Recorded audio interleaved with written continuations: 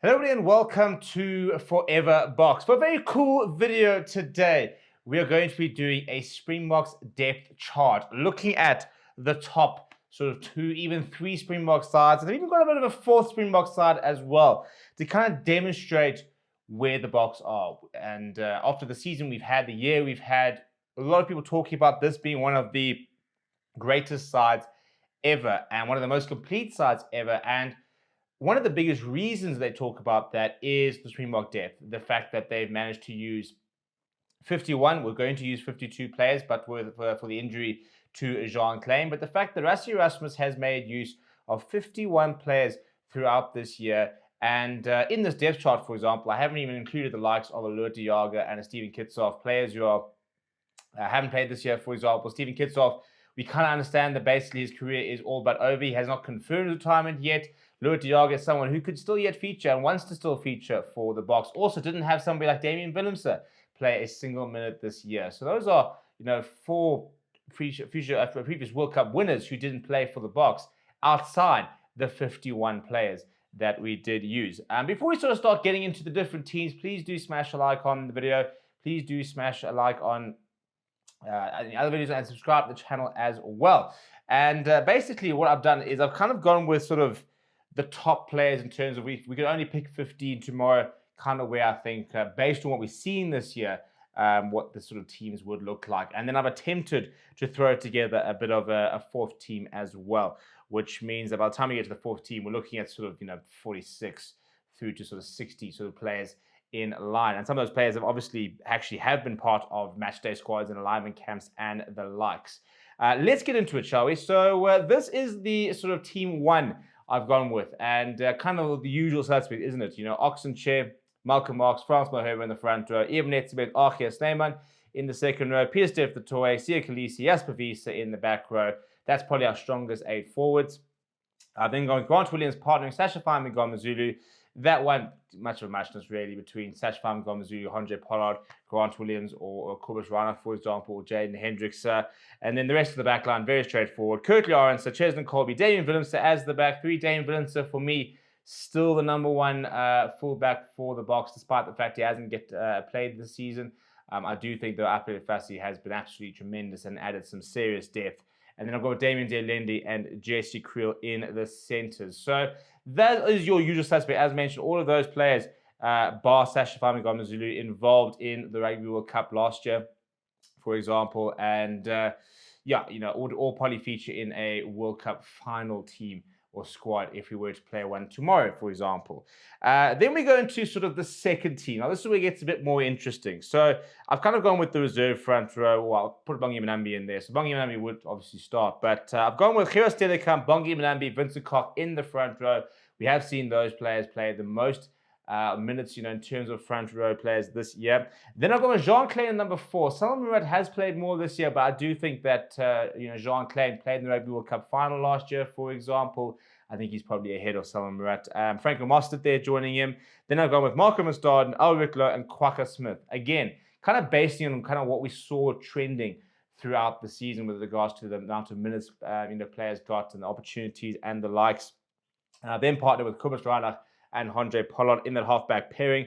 The rest of the back line, Makazolo Mapimpi, Kanan Moody, and Apele Fassi as the back 3 in the centres, Andre Esterhuizen and the Kanya Am.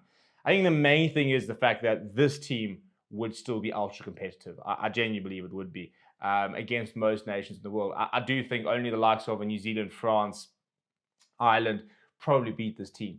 If they pitch up and they're at their best, because there's star quality. I mean, there's World Cup winners in Bongi Mbonambi, Vincent Koch, Jean Klein, Franco Mostert. In fact, the only non-World Cup winners in that pack is Ulrich Loh and Gerard Stedekamp. The only non-World Cup winners in the back line is Apele Fassi. So that's how strong this second team, inverted commas, is.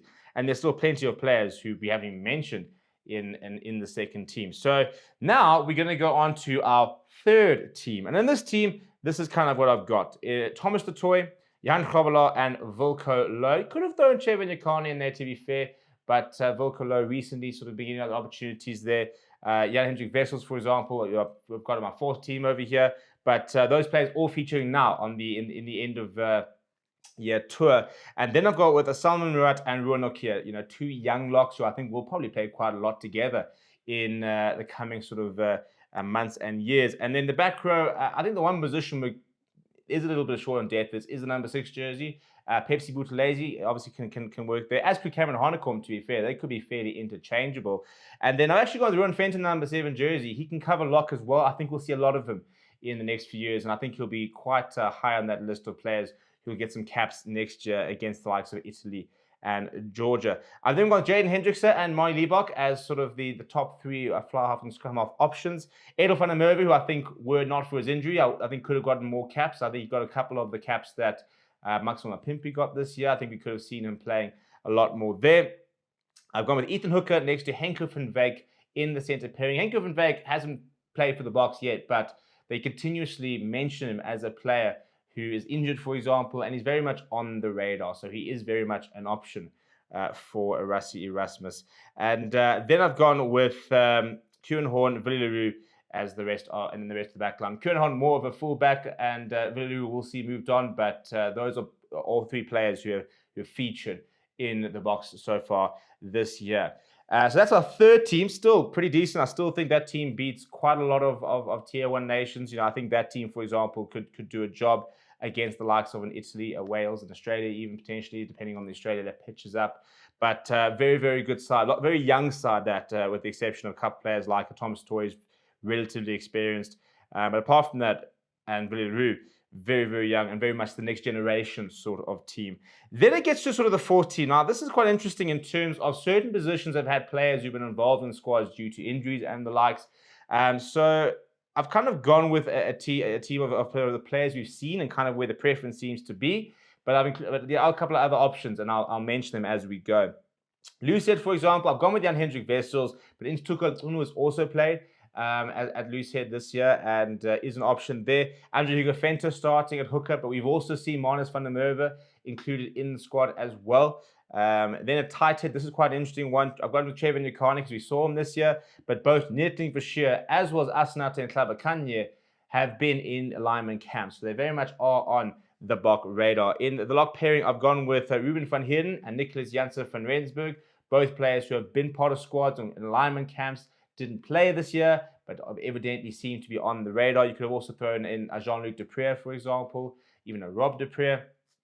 And Faf de Klerk, gone with scrum half. You could have thrown in Morne van den Berg, who actually just haven't had enough teams to be able to throw in the ridiculously good scrum half depth. Jordan Hendricks has had 2 starts this year at fly half, so he's in and around that squad as well. The rest of the back line, this is kind of more me taking kind of liberties. The only player here who's actually been in an alignment camp this year is Slayman Hartzenberg in the number 14 jersey. But I do think Dan du Plessis, I don't think can be too far away from being involved in a potential Bok camp. I think Bernard Janssen van Rensburg is having an absolute stormer of a career in the Premiership right now. He could potentially become an option. Otherwise, you could look at players like Hartzenberg at outside centre, for example. I think Dan Kriel's had a very good season. So there are options. Long term, Lorenzo Julius is a player to watch.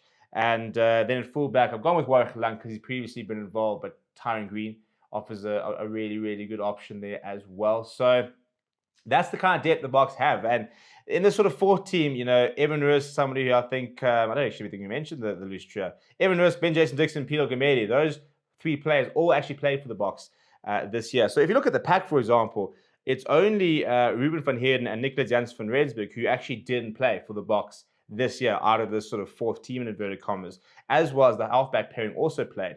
So out of the sort of 15 players, you've only got, I think it's about 5 that actually didn't feature for the Boks, which just shows you how much we have. We've basically dipped into 14 players in inverted commas in trying to build that depth. And the difference between what we saw between us, for example, and maybe a Dave Rennie, even a Joe Schmidt, is we're looking to build depth on existing really, really good side, whereas they are having to use lots of different players to try and find out which is the 30 players worth then focusing on and trying to become their main squad. The Boks know their main squad. They know their best 30 players. It's now about who are the next 30 players and who's the next generation, for example, coming through. So it's quite interesting to see how it'll all sort of pan out. What do you think? How do you differ? What players have I potentially left out? Let me know what you think down in the comments below. Smash a like on the video. Subscribe to the channel as well. Thank you very much for watching. My name is Steve. I'll chat to you soon.